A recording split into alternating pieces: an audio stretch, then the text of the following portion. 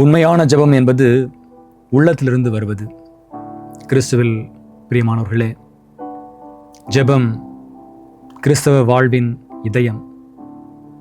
ஆனால் பல நேரங்களில் நம்முடைய ஜெபங்கள் வெறும் வாய் வார்த்தைகளாக முடிந்து விடுவதை பார்க்கின்றோம்.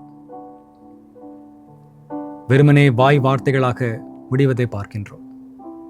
ஜெபம் என்பது உரையாடல். ஜெபத்திலே உள்ளத்திலிருந்து ஜெபிக்கின்ற ஒரு நிமிட ஜெபம் வார்த்தைகளில் ஜெபிக்கின்ற ஒரு மணி நேர ஜெபத்தை விட மேலானது. எனவேதான் ஜெபத்திலே இதயமில்லா வார்த்தைகளை விட வார்த்தைகள் இல்லா இதயம் மேல் என்று சொல்வார்கள். ஒரு குழந்தை தன் தந்தையிடம் தேவையை கேட்க உட்கார்ந்து தயாரிப்பதில்லை. அப்பா, எனக்கு இது தேவை என்று சொல்லி அது கேட்கும்.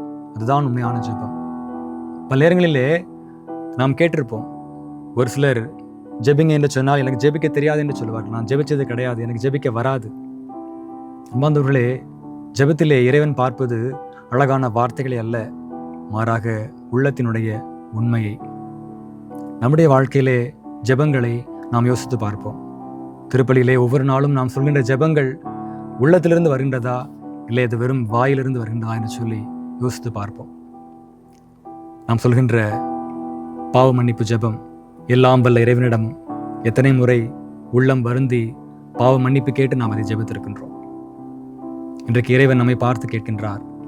உண்மையான ஜெபம் உள்ளத்திலிருந்து வர வேண்டும். ஜெபம் என்பது அது உள்ளத்தின் உரையாடல். இறைவன் விரும்புவது அழகான வார்த்தைகளே அல்ல, மாறாக உள்ளத்து உண்மையை. எனவே நம்முடைய வாழ்விலே நம்முடைய ஜெபங்கள், நம்முடைய வழிபாடு உள்ளார்ந்த வழிபாடாக மாறட்டும்.